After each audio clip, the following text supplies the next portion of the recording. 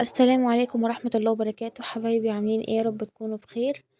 النهاردة كده زي ما انتوا شايفين هعمل معاكم بقى المسقعة، وحمر بقى شوية بطاطس كده وحبة فول بقى حلوين.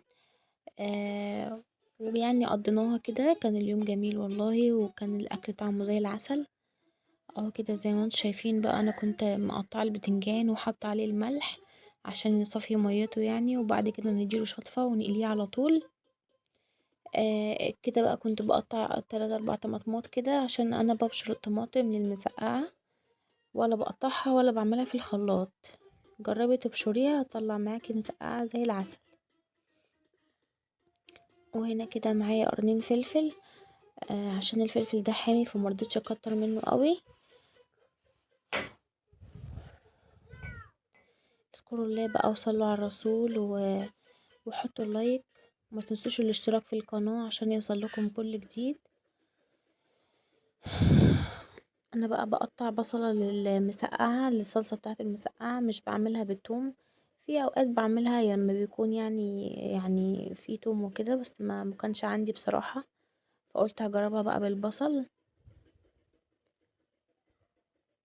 وهو كده زي ما انتم شايفين حطيت بقى البتنجان عشان يتقلى. انا مقطعه البتنجان مربعات صغيرة. الطاسة دي يا جماعة انا مخصصاها للقلي بس، عشان خاطر ما بوظش بقية الطاسات يعني وكده. اي حاجة يعني بقليها فيها وكده. وهو كده زي ما انتم شايفين عطيت بقى شطفة كده للطماطم مع الفلفل، وهبتدي بقى ان انا ابشر الطماطمتين كده يعني، عشان نعمل بقى الصلصة بتاعة المسقعة.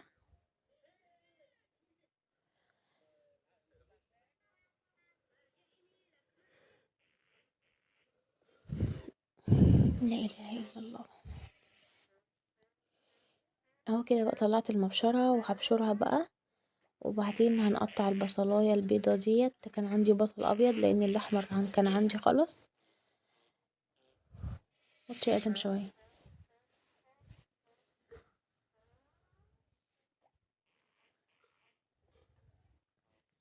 حطي شوية قوسة.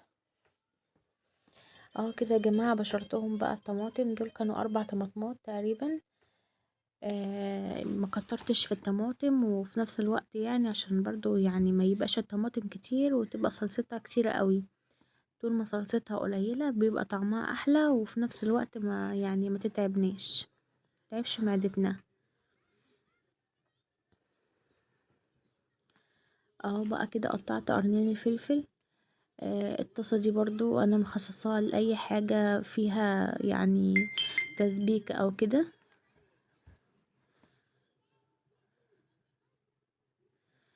انا بصراحة كنت جايبة الطاسات اللي هي دي، كنت جايبة 3 مع بعض، كانوا سيراميك 3 مع بعض، كنت شارياهم وكده، فمفكراهم ان هم حلوين يعني، بس للأسف طلعوا مش حلوين خالص. فبستعملهم بقى في الحاجات اللي زي كده يعني.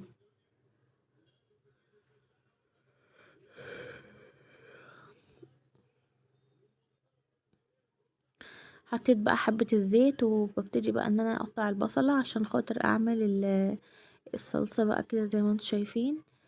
اهو قطعت بقى البصلاية. طبعا ادم كان واقف لي، كان عايز سندوتش فول عملت له.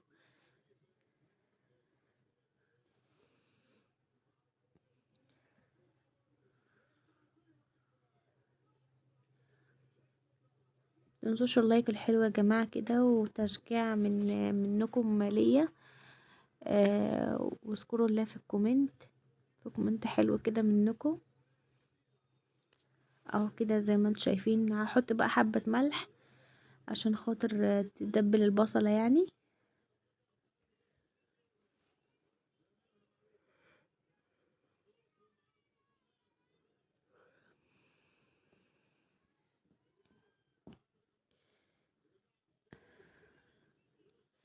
اهو كده بقى رجعت بقى البصلة للعين اللي ورا، وقلت بقى برضو يعني اكسب وقت واعمل الفول بالمرة.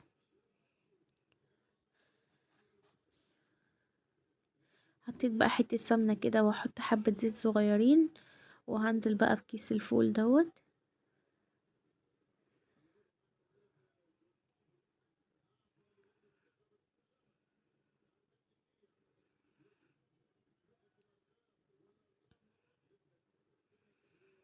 برضو مش هحمر البتنجان اللي هو التحميرة اللي هي بتبقى يعني بتخليه محروق، لا هخليه لون الذهبي كده عشان برضو ايه ما يشربش زيت مني. واهو كده زي ما انتم شايفين الفول ده عشان كنت جايباه من الصبح فتحس ان هو نشف كده شوية عشان كان في التلاجة، بس انا بقى هزود له حبة مية يعني هطريه شوية.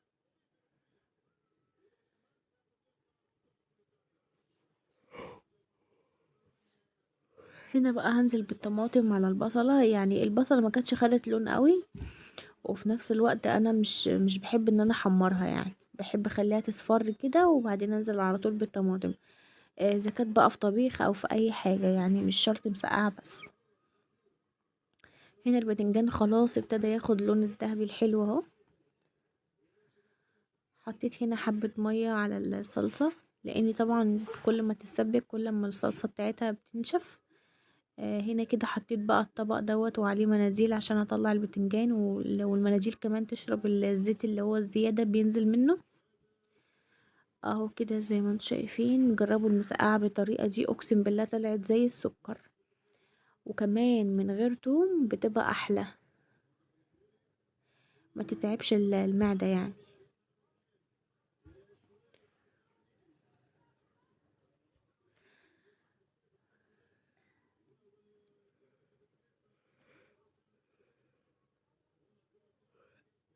في بقى ناس ممكن تستغرب انا ازاي عملت البتنجان قبل ما احمر البطاطس.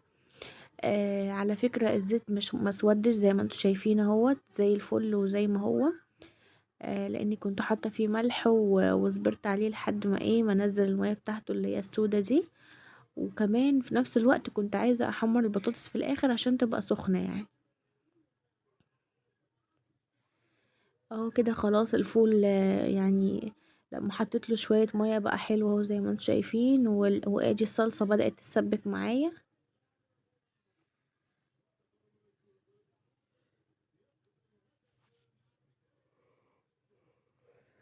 هنا بقى كنت بسخن اللقمه دي عشان اعمل لادم سندوتش، كان واقف لي مش ساكت.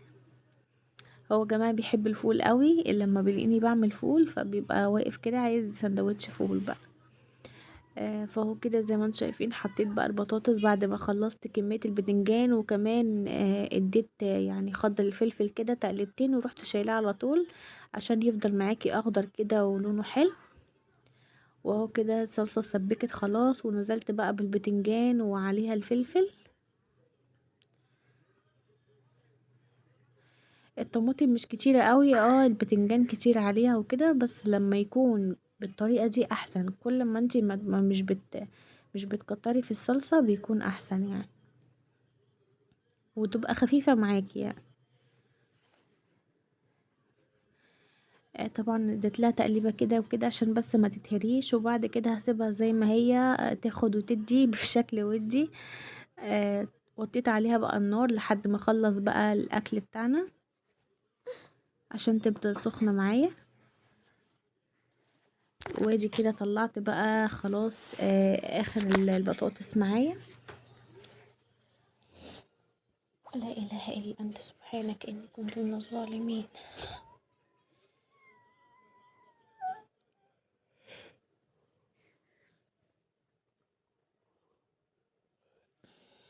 كان باقي تقريبا حبة بطاطس، حطيتهم برضو يتحمروا.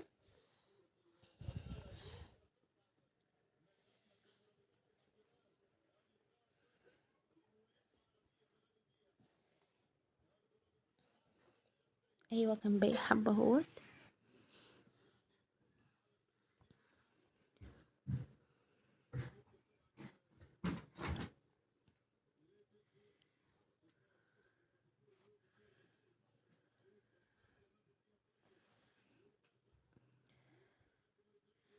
وهو كده يا جماعة زي ما انتم شايفين، طبعا انا لسه معلية موطية العين على